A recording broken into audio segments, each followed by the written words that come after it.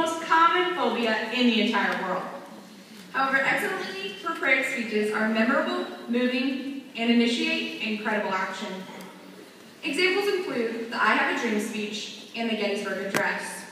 The following individuals are aware of the power of a speech and strive to demonstrate how they can grow their influence in their audience by inspiring them with their own work. Throughout the past year, these individuals have been tearing apart their manuscripts, talking to themselves repeatedly, and eventually perfecting their speeches with the goal of standing on this very stage and being named the Kansas FFA Prepared Public Speaking Career Development Event Champion. This week, the best across the state traveled to Manhattan until 4 individuals were invited to the final round. The results of that round have been kept secret until now. And here's the moment these individuals have anxiously been awaiting. As we reveal the results, this event could not be possible without its sponsor, the Roman Catholic Diocese of Salina. Please join us in welcoming our finalists to the stage.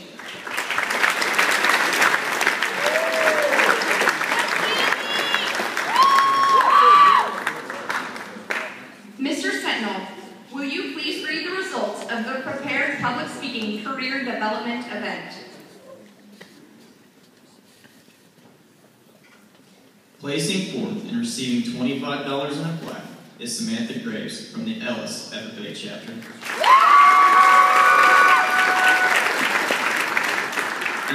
In third place, also receiving $25 in a plaque, is Caitlin Dinges from the Ness City FFA chapter. In second place, receiving $50 in a plaque, is Bethany Schifferdecker from the Girard FFA chapter.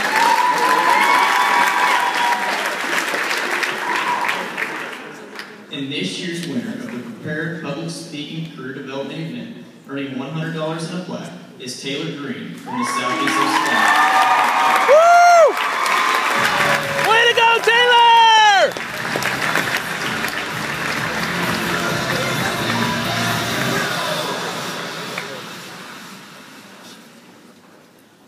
Congratulations to all of our participants in this year's event, and to Taylor Green, who will represent our association at National Convention this fall.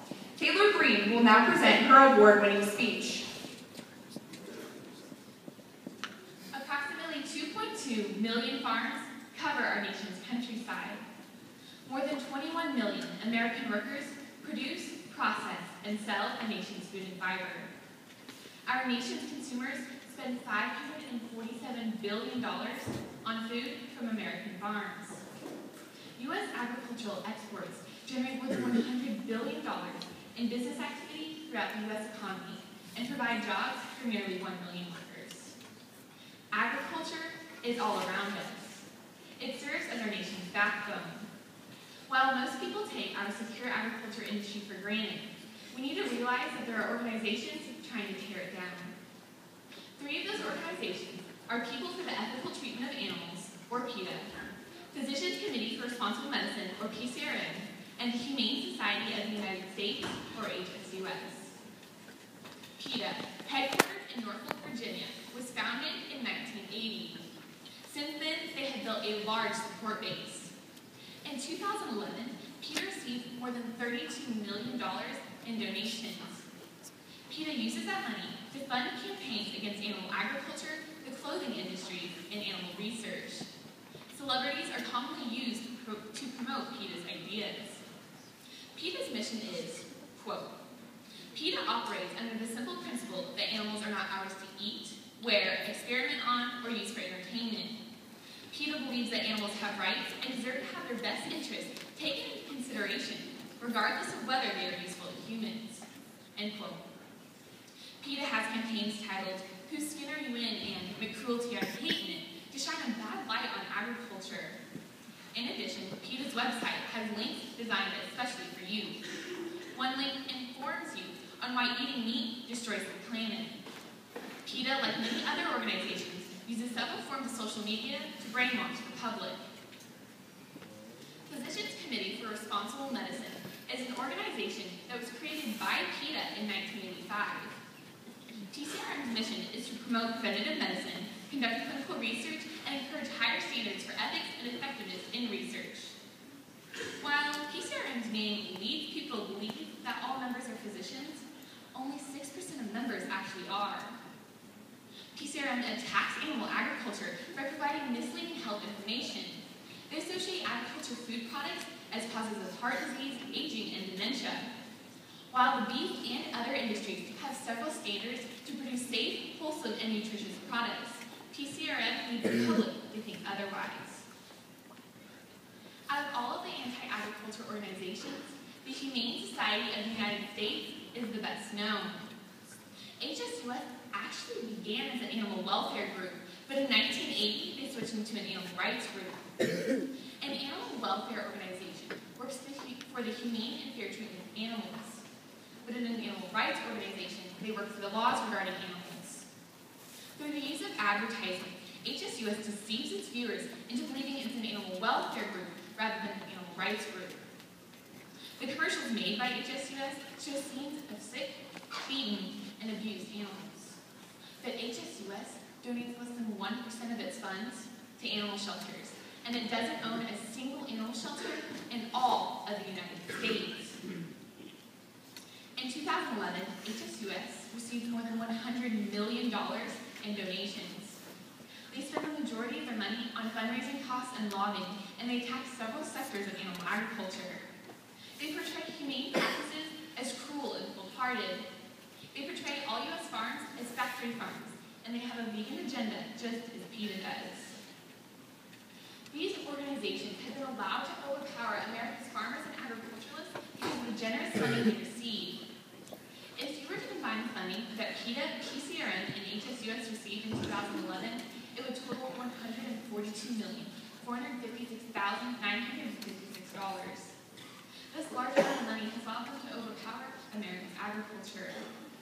While these organizations could help animal agriculture and could help animal shelters, I don't see these organizations changing their ways anytime soon. So what can we do as agriculturalists to make sure the industry stays strong? The Ohio Farm Bureau realized the harm that these organizations were creating and decided to protect their state. Members created a plan named State Issue 2. State Issue 2 was to be created to protect Ohio's agriculture industry and keep it alive and strong. In the November 2009 ballot, Issue 2 was passed. The board's purpose was to create state standards for the care and well-being of livestock in Ohio.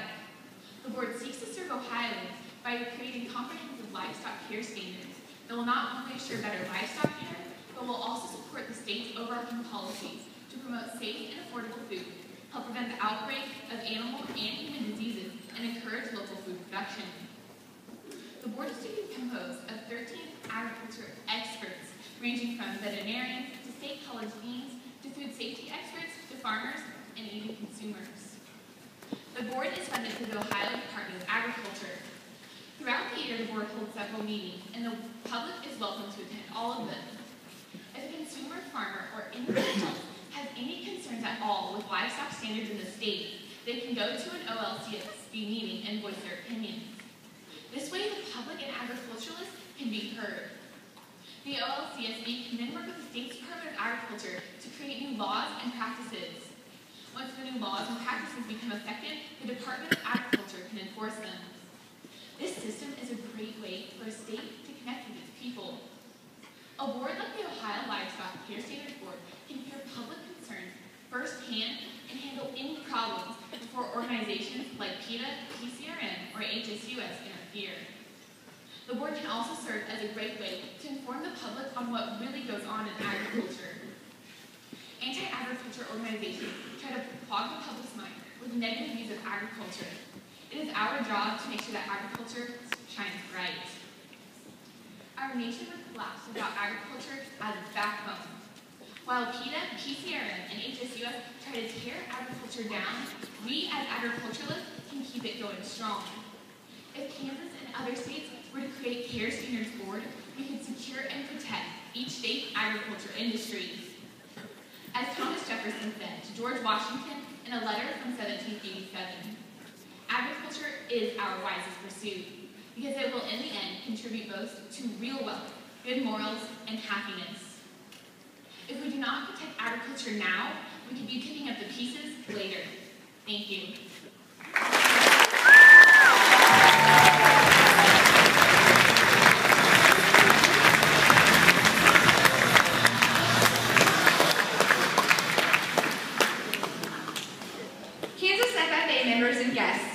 Let's give Taylor Green one more round of applause for a job well done and wish her the best of luck at National Convention this fall. Woo!